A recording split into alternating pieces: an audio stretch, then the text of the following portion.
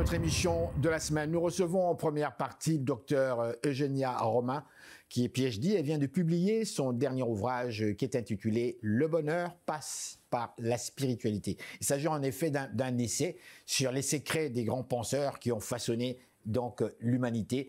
Et on aura donc l'occasion de la recevoir donc à cette émission. En deuxième partie de l'émission, Madame, Messieurs, nous avons la chronique avec Flora Cynthia Kra. Flora Cynthia Kra qui nous parle des poids Akan. Les poids Akan ici, ce sont des poids, donc des objets d'art d'origine Akan. On parle ici principalement des groupes ethniques qui se situent en Afrique de l'Ouest, principalement donc en Côte d'Ivoire et au Ghana. Et on termine l'émission, Madame, Messieurs, avec une interview. Nous recevons Monsieur Mahati Issa Hamid.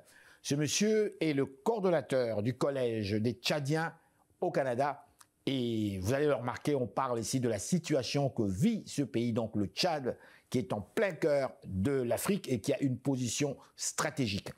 Madame, Monsieur, bonsoir. Ici Henri Ngaka. Bienvenue à notre magazine de télévision. J'espère que vous êtes en forme, vous êtes de bonne humeur. Bougez pas, ça va causer après ces messages publicitaires. Et nous voilà de retour à notre magazine de télévision. Madame, Monsieur, bonsoir. Où que vous soyez actuellement dans ce bas monde, je vous dis bonsoir ou bonjour.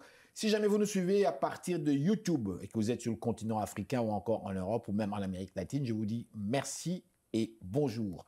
À l'émission, aujourd'hui, nous recevons une grande dame dans le cadre du mois de l'histoire des Noirs. Comme vous le savez, c'est célébré chaque année au mois de février, ici même au Canada, à Montréal plus particulièrement. Nous recevons une grande dame, Dr Eugenia Romain.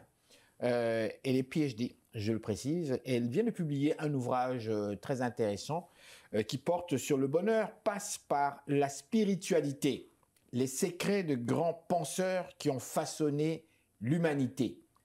Bonjour, merci de votre présence à l'émission. Je vous en prie. Comment ça va? Je vais divinement bien. C'est un honneur, sincèrement, de vous recevoir à cette émission. Nous sommes actuellement en pleine période, pratiquement à la fin du mois de l'histoire des Noirs.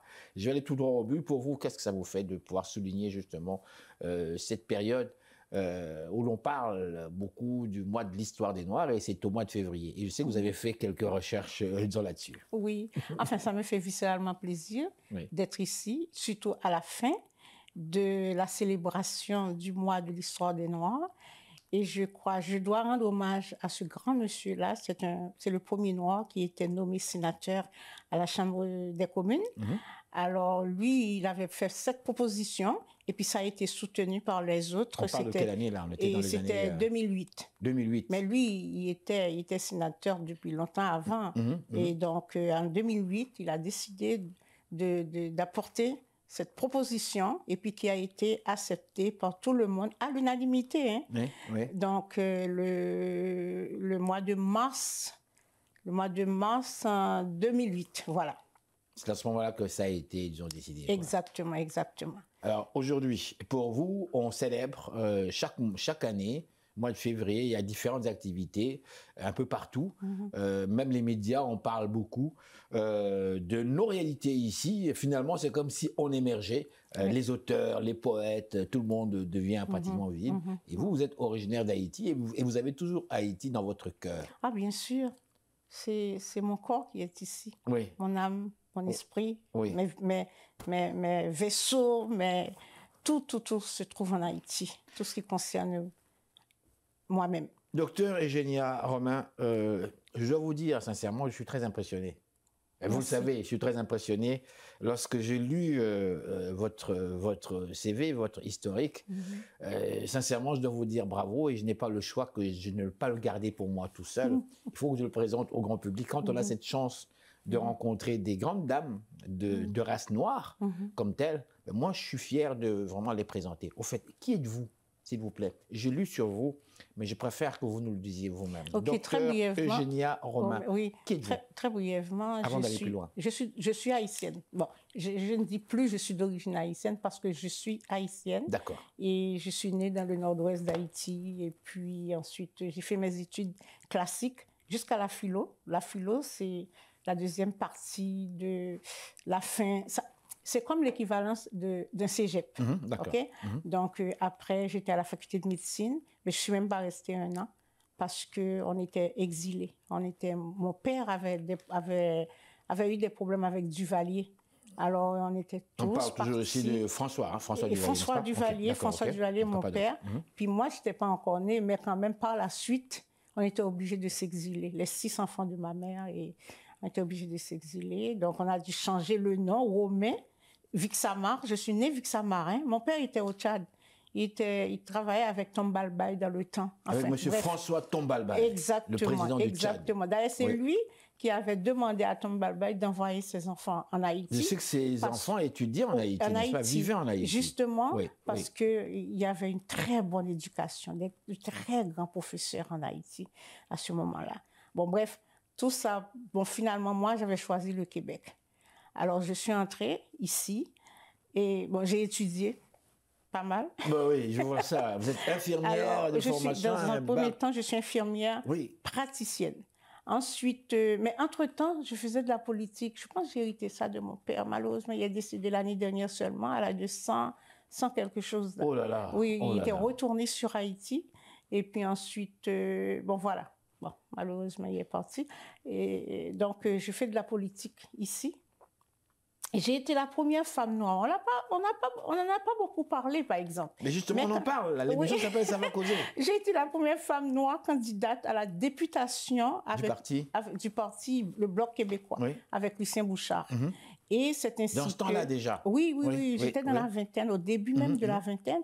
Alors, très brièvement, j'ai été à une réunion qu'on m'avait invitée. J'habitais dans l'ouest de l'île. Et M. Bouchard était là cette soirée-là, et puis on cherchait une solution à un problème qui sévissait au sein du parti. Tout bonnement, j'ai dit quelque chose. Je ne m'en souviens même pas c'était quoi, parce que ça fait quand même longtemps.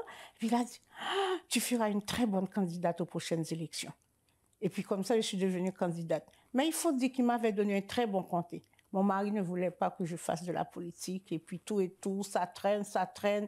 Puis lui, il voulait m'avoir. Son agent de liaison m'a appelé de me dire « Monsieur Bouchard aimerait ça vous avoir ». Et puis finalement, il restait que les comtés de l'ouest de l'île de Montréal. J'ai choisi Saint-Henri, qui était une partie avec Westmount. Alors, ce n'était pas évident. Mais toujours est-il, j'avais terminé 2e sur 13 candidats. J'avais travaillé très fort. Et bon, j'ai un livre, et j'ai parlé de ça, et bon, un jour, je pourrais apporter le livre. Madame Mawa m'a félicité après, a dit continue le bataille, tout et tout. Bon, après, je me dis, je dois aller chercher un peu de théorie au niveau politique. C'est ainsi que j'ai fait une maîtrise en sciences politiques à l'Université du Québec. C'est Laurence Olivier qui était mon directeur de mémoire. Et bon, par la suite, je suis devenue candidate. Enfin, si je commence à parler de mes candidatures, il y en a beaucoup, donc elles sont nombreuses. Alors, après, je suis allée chercher un autre doctorat parce que j'ai toujours aimé la philosophie. J'aime beaucoup la philosophie. Puis je me dis, quand je regarde, je cherchais sur Internet où est-ce que je peux aller parce que je ne voulais pas retourner à l'UQAM ni à l'UDM parce que j'ai fait mon cours d'infirmière à l'UDM, l'Université de Montréal. Oui. Donc, vous avez un baccalauréat. Oui, j'ai un baccalauréat en sciences. Oui. Et vous étiez également, je dois le mentionner, coordonnatrice de soins infirmiers bien sûr, dans les différents hôpitaux de Montréal. Oui, donc une grande madame. Oui, j'étais même directrice en soins. Oh là là. Peut-être que je ne l'ai pas écrit parce qu'il y a tellement de choses. Des fois, j'oublie. C'est comme l'autre jour, je suis allée quelque part et puis j'ai oublié que si j'ai écrit 4 livres. Puis c'est la personne qui dit « T'es aussi écrivaine ». Je dis « Oh, c'est vrai ». Alors, et voilà. Et puis ensuite, j'aime aider les gens. C'est pour cette raison. D'accord, mais là, c'est pas fini. Vous êtes également juriste. Non, je ne suis pas juriste. Vous n'êtes pas juriste. Non, mais j'ai lu sur vous votre intérêt, évidemment, oui, sur justement, le droit. J'ai fait un certificat en droit à l'Université de Montréal. Mais j'avais décidé, après le tremblement de terre, je pense 3 années plus tard, tremblement de terre en Haïti. En Haïti, oui. Et puis je me dis, mon Dieu, qu'est-ce que je fous là? J'ai dit, il faut que j'aille aider Haïti. Parce que j'ai contribué ici au développement social, politique, économique, culturel. Puis j'ai dit, Haïti a besoin de moi. C'est ainsi que j'ai pris un congé sans solde. Vous êtes allé en Haïti. Oui. Et là, vous avez travaillé auprès des différentes universités. Au niveau de santé et éducation. j'ai pris les deux. Pour moi, ce sont les deux piliers. C'est important. Ça valait la peine réellement de le faire? Oui, parce que, premièrement, je l'ai fait, j'attendais rien en retour. Je l'ai fait, je me dis, Dieu m'a donné la possibilité de partager d'avoir tout ça. Il faut que je partage mon savoir, ma connaissance. Vous étiez chez vous, dans votre pays d'origine.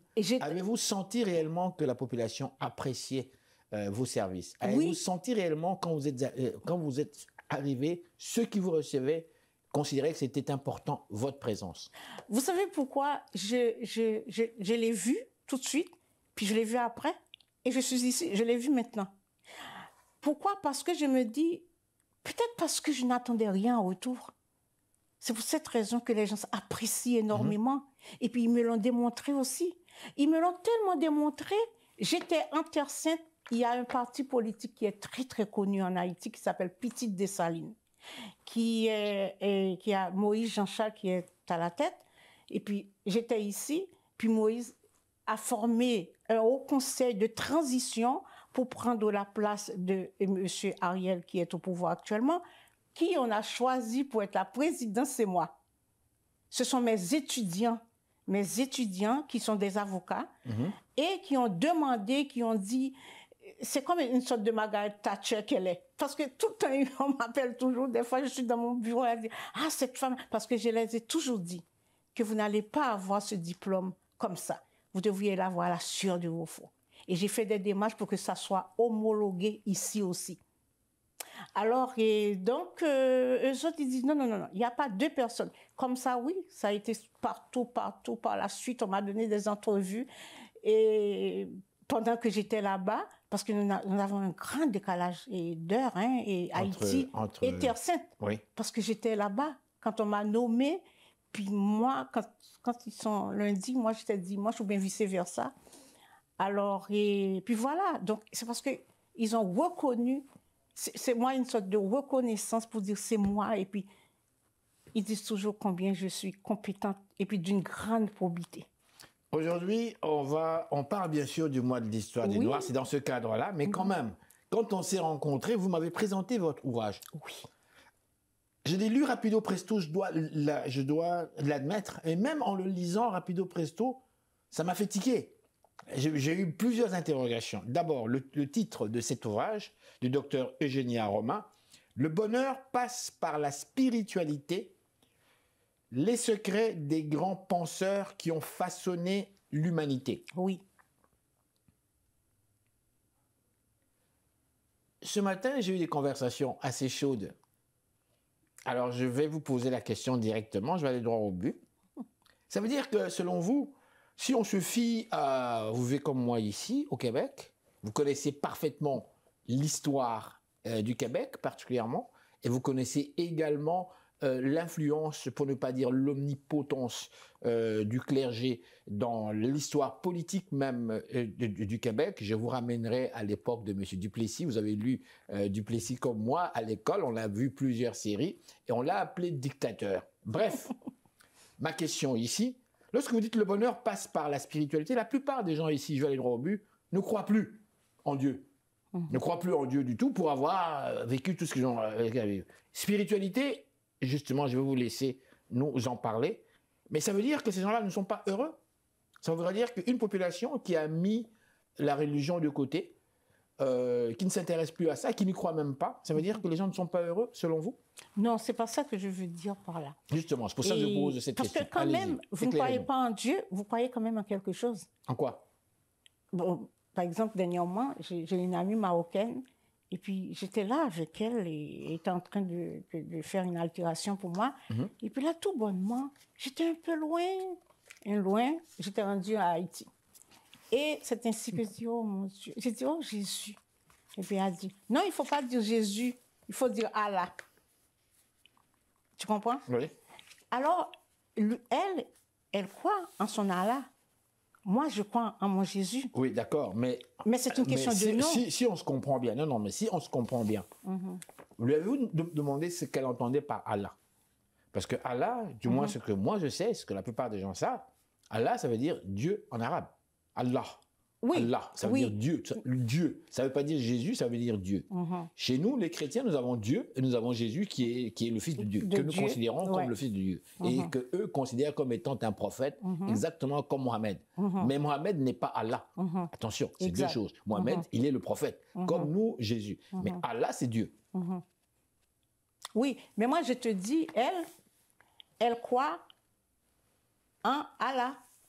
Mais moi, je crois en Dieu, je crois en Jésus. Pour moi, le Père, le Fils et le Saint-Esprit, pour moi, c'est la même chose. C'est ce que j'ai appris chez les sœurs. Bon. Alors, je n'ai pas discuté avec elle non plus.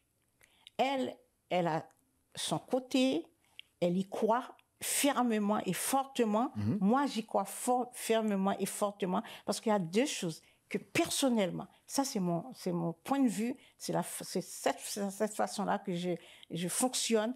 Je ne vais jamais discuter avec quelqu'un concernant et la religion et la politique. Mais si, en fait, je voudrais quand même revenir à votre ouvrage ici, mais si je reviens en fait, nos propos, madame, lorsque nous regardons, puisqu'on parle de religion, vous savez, c'est très sensible. Hein? Tout à fait. C'est très sensible. Et on sait aussi que la religion, en fait, c'est un élément culturel d'une société. Il y a d'autres éléments, mais il y a un élément culturel. Les croyances, qui font partie des croyances, et par rapport à une réalité très précise, à une terre très, très précise. Tout ça, c'est relié comme tel. Alors, allez, comment dirais-je, chacun... nous sommes tous des humains. Oui. Ça veut dire nous sommes tous matériels. On n'est pas Dieu, nous sommes matériels. Et matériel, chacun s'organise dans l'espace dans lequel il vit, dans la langue dans laquelle il vit, selon les expériences du passé, de leurs ancêtres qui vivent. Et voilà, il y a des croyances qui se font. On ne peut pas demander à ce peuple de changer ses croyances. S'ils ont toujours vécu ainsi, pour eux, ça fait partie. Mais est-ce que la religion doit-elle être l'essence, le moteur d'une société? Je ne sais pas. Je m'interroge très très sincèrement. Lorsque je regarde les grands pays occidentaux, je prends la Grande-Bretagne, si je ne m'abuse, la religion inspire le pouvoir. Le pouvoir est issu quelque part de la religion. Et d'ailleurs, lorsque le roi prête serment, vous voyez bien que ça se passe dans une église. Et il prête serment et machin. La plupart des pays occidentaux, la Belgique, comment dirais-je, en fait, Luxembourg, le fameux grand en fait, duché, Hollande aussi, Monaco aussi. On dirait que la religion a toujours, si je prends des pays tels que le Maroc aussi, le roi, c'est le grand maître des croyants. Il y a toujours des éléments comme tels. Alors, mais vous, dans votre ouvrage, vous nous dites très, très clairement, le bonheur passe par la spiritualité. Mais alors, ceux qui ne sont pas spirituels, ne sont pas-ils pas heureux? Écoutez, moi, je l'ai dit par rapport, lorsqu'on fait quelque chose, voilà, c'est ce que je m'apprête à dire. Donc, par rapport à mon expérience, par rapport à moi, par rapport à ce que je ressente, par rapport à plusieurs personnes que j'ai interviewées, je ne suis pas obligée d'écrire leur nom, mais pour voir comment c'est très sensible pour les autres, la question premièrement de la spiritualité et puis leur bonheur aussi. Quand quelqu'un qui médite là, ok, quand on médite et puis on se sent heureux, c'est la façon dont on fait notre méditation. Donc, si par exemple la personne est heureuse, parce que c'est pas seulement la spiritualité qui va droit au but, au bonheur. Non, par exemple, on peut manger. C'est un continuum. Si par exemple on est spirituel, mais toujours est-il, on peut finir de manger, on peut terminer un bon plat et puis on se sent heureux. On se dit mon Dieu, quel bonheur. On peut rencontrer quelqu'un, on peut ici, n'importe où, et puis on était bien. Et puis ça, c'est un bonheur. On peut définir le bonheur dans plusieurs sens. Ça dépend de chaque personne. Mais moi, ça dépend de moi parce que je suis une être très, très, très spirituelle. Dans votre avant-propos ici, vous parlez ici, vous dites, toutefois, en ce qui concerne le monde invisible, vous parlez du monde invisible, il n'en est qu'au premier stade de son exploration. Pourtant, l'homme baigne dans l'invisible et il s'en sert à chaque instant de sa vie au moyen de son esprit de façon consciente et le plus souvent inconsciente. Oui. Ça veut dire que vous croyez vraiment au monde de l'invisible. Selon vous, il existe réellement. C'est nous qui il existe réellement. Je ne suis pas obligée de croire. compte tenu, c'est une recherche que j'ai faite, je ne l'ai pas fait seulement pour moi, je fais pour d'autres. Et puis, il y a d'autres qui vont se retrouver là-dedans. Donc, vous avez des preuves tangibles que le monde invisible, il existe. On ne parle même plus de croyance, c'est ça? Mais certains, il existe aussi. Ça va de soi, ça. Expliquez-nous. Hein? Donc, si, par exemple, le monde visible existe, le monde invisible doit exister aussi, c'est comme si toi, tu existes, mais il doit y avoir quelque part un monde qui est invisible, quelque part, c'est sûr. Parce qu'on ne peut se permettre de dire que le monde invisible n'existe pas.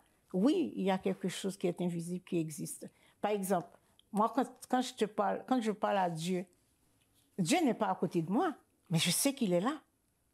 Quand je parle, que ce soit Jésus, Dieu, en tout cas, moi, j'ai appris que Jésus, Dieu, c'est son Fils. Bon, écoute, on a montré dans des films comment il existe et tout, mais moi, je sens qu'il existe parce qu'il me l'a prouvé. Il me l'a démontré. Je sens qu'il existe. Il n'est pas visible. Je ne peux pas le toucher. Hein. Par exemple, quand tu regardes ces penseurs pédagogiques, chacun, il croit tout en la spiritualité. Tout ce que j'ai mis là, tout ce que j'ai écrit dans le livre, ils y croient. Ils croient fermement à la spiritualité. Il y a seulement Kant, il y a un petit point d'interrogation.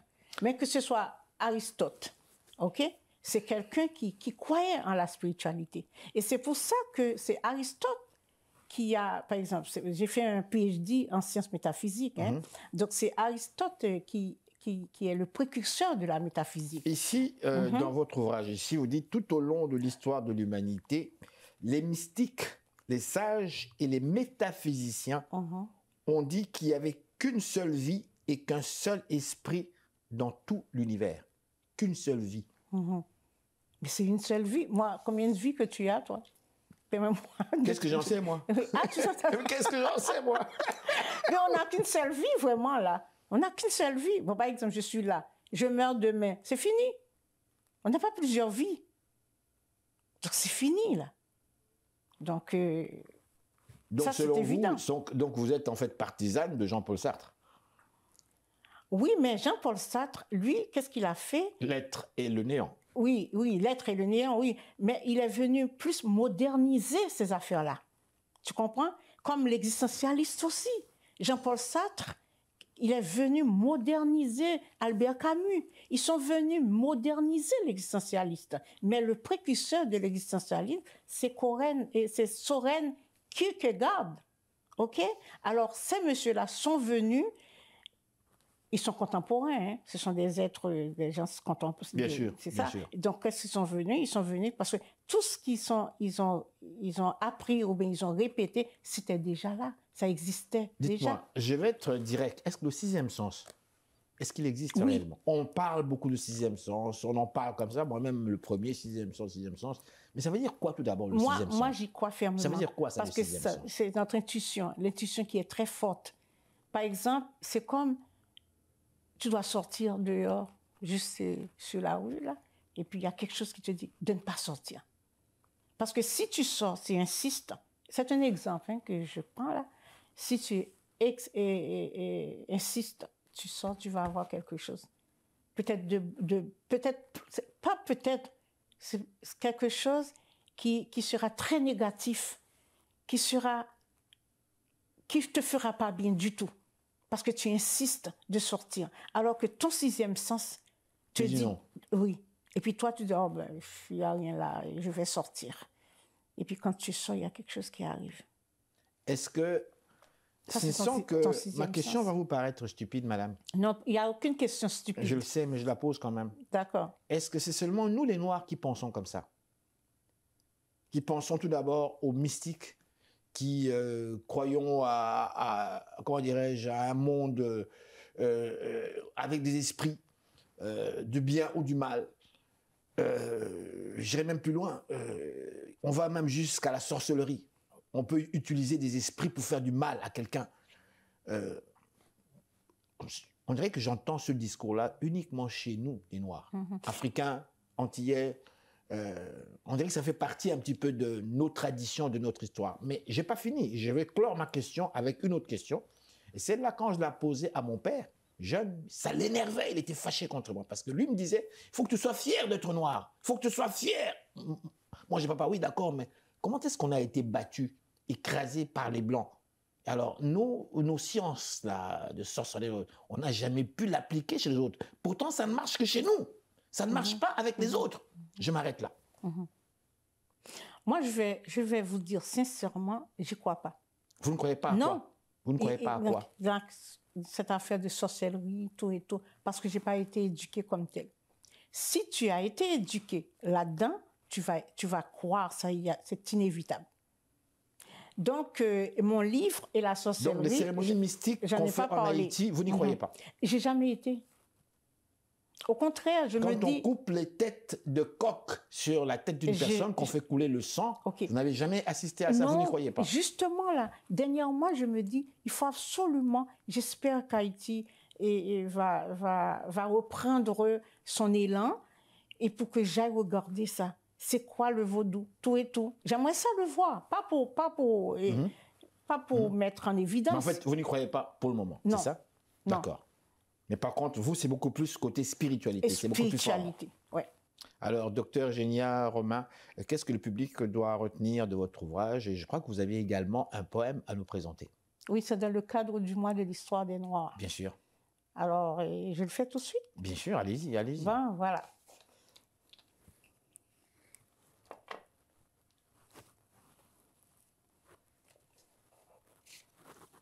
Il y a un célèbre écrivain ivoirien, Bernard Benlin-Dadier, qui a écrit un poème qui a été popularisé par l'acteur et chanteur franco-sénégalais Brachir Touré. En voici un extrait. Je vous remercie, mon Dieu, de m'avoir créé noir, d'avoir fait de moi la somme de toutes les douleurs. Mis sur ma tête le monde, j'ai la livrée du centaure. Alors, le centaure, c'est une créature mi-homme, mi-cheval. C'est un être fabuleux de la mythologie grecque. 36 épées ont transpercé mon cœur. 36 brasiers ont brûlé mon corps. Et mon sang sur tous les calvaires a rougi la neige. Et mon sang à tous les levants a rougi la nature. Je vous remercie, mon Dieu, de m'avoir créé noir. C'est beau, hein? J'en ai un autre. Rapido, parce qu'on a vraiment, on déborde. Oui, je sais, mais c'est pas long, c'est pas très long du tout. Je fais un rêve d'un monde où l'homme ne méprise pas un autre homme, où l'amour bénira la terre et la paix ornera ses sentiers. Je rêve d'un monde où tout un chacun connaîtra le doux sentier de la liberté, où l'avidité ne sape plus l'âme et que la cupidité ne gâche pas nos jours. Un monde rêvé où, noir ou blanc, qu'importe la race, partageront les générosités de la terre et que tout homme est libre, où la pauvreté ne lui fera pas baisser la tête.